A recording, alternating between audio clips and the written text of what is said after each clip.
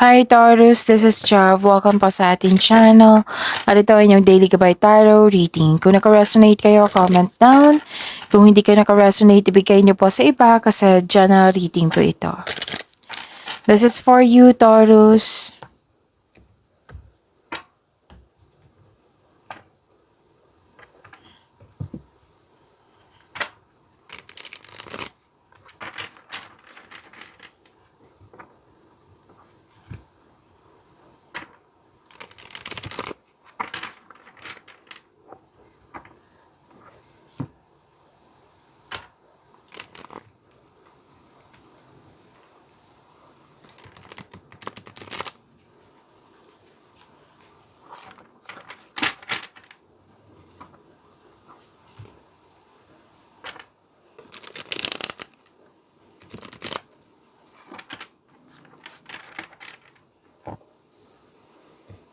Para po ito sa inyo, Taurus.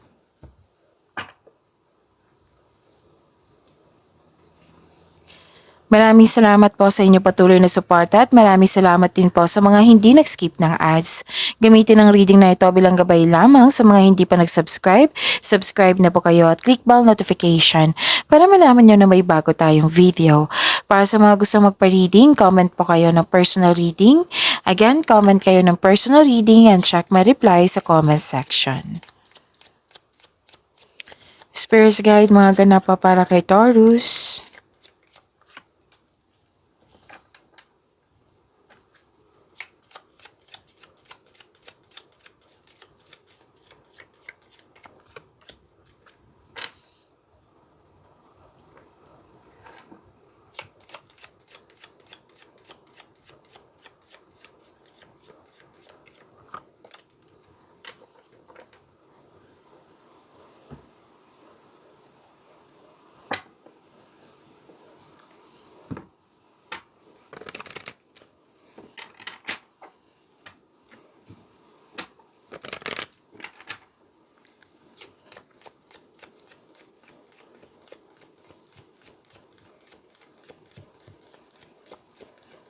Spirits Guide, mga ganap po. Mensahe po para kay Taurus ay need 2 cards po.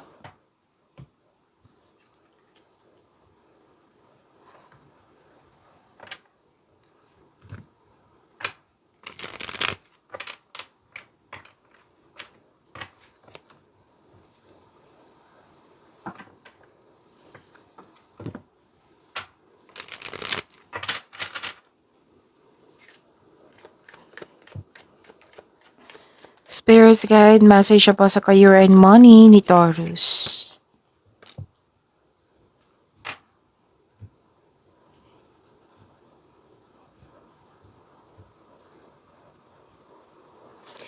Taurus, may malaking influence ang isang lalaki sa araw na ito. May nag-uusap din dito na grupo ng tao and I believe this is your family. Nag-uusap regarding sa domestic matters or sa property. And balak nyo mag-staycation sa bahay. Pwede din ginawa mo na ito ngayon. Oo, kasi you felt calm, relax, and security pag nasa bahay kayo. Pwede din home base yung trabaho nyo po, Taurus. At may prosperity din ako nakikita dito. May time for reflection. Lalo na't paggabi, nagkaroon din ng yung nag-update kayo kung saan kayo sa goal nyo sa buhay, kung saan na kayo. Tapos, malakas din yung intuition, malalaman mo din yung taong nanloko or maluloko po.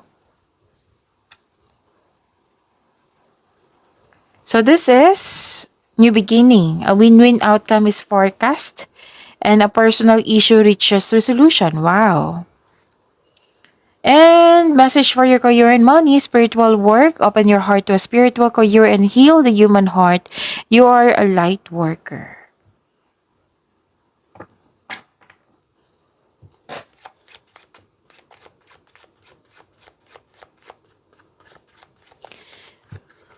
Energy po ni Taurus.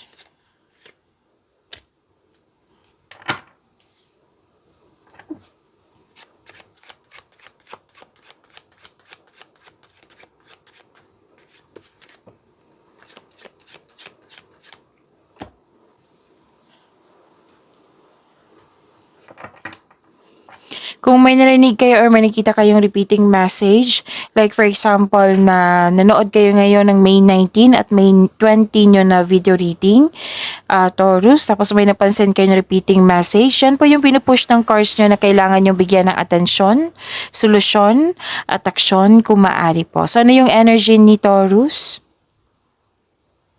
This is emotional stability, empathy, may nahon kayo, matured, mapagmalasakit, at maaari din emotional. Nagsaset kayo ng boundaries or guarded kayo while being mindful of those around you. Oo, concerned ka rin sa iba kahit may boundaries. And yes, very supportive din kayo. Okay, nakita ko dito na magaling ka na leader. Magaling ka sa iyong trabaho. Magaling ka sa iyong negosyo. Oo, magaling ka sa iyong posisyon. At yun, nakita ko dito yung stability dito. Whether sa career mo ito, money ba, or ito yung emotional stability.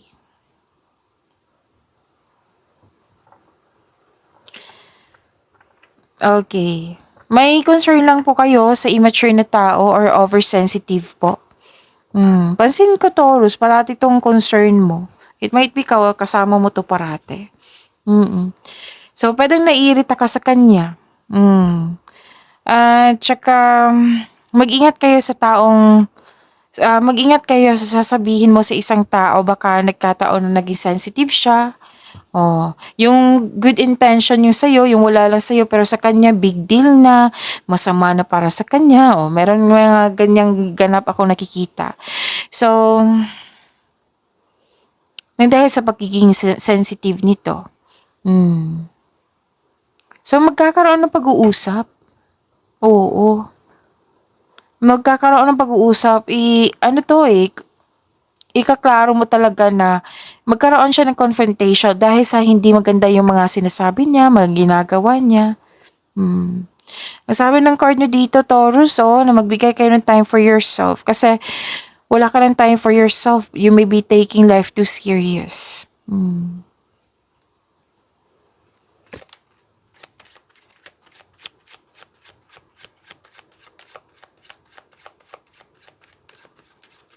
For your money po ni Taurus.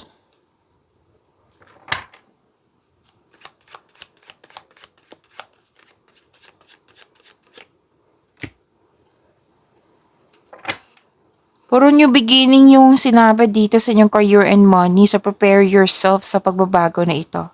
Kasi nag-clarify siya dito sa oracle cards nyo po. So, this is paninindigan, clarity, new ideas, new beginning. Oo. Nagkaroon ng bagong insights and clarity kung paano pa i-improve yung kaperahan mo or project. Sign din ito sa mga gustong magsimula ng negosyo or mag-level up sa trabaho. So, meron ka mga new ideas na bibigyan mo ng aksyon.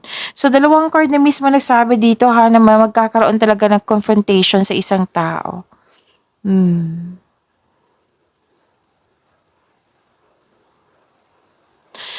And, may abundance dito. Ang ganda. This is abundance. May parating na job opportunity, promotion. Dahil nito magkakaroon ka ng financial growth and stability. Ilan sa inyo ready na mag-pursue ng new career path that will offer more stability and abundance. Diba? Ang ganda. So may parating na blessings po, gift from the universe, posibleng unexpected sum of money or new job opportunity. So this is also promotion. So abundance is yours.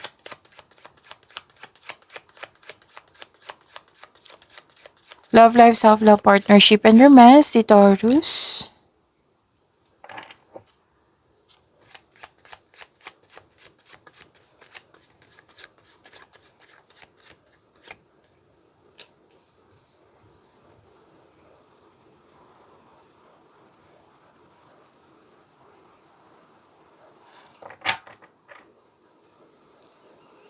Okay, so para sa mga single, you should take a chance on love. Huwag kayong matakot ma-in love ulit. Sa mga may relasyon sa buhay mag-asawa, mukhang may tampuhan kayo the other day. The advice is leave the past behind.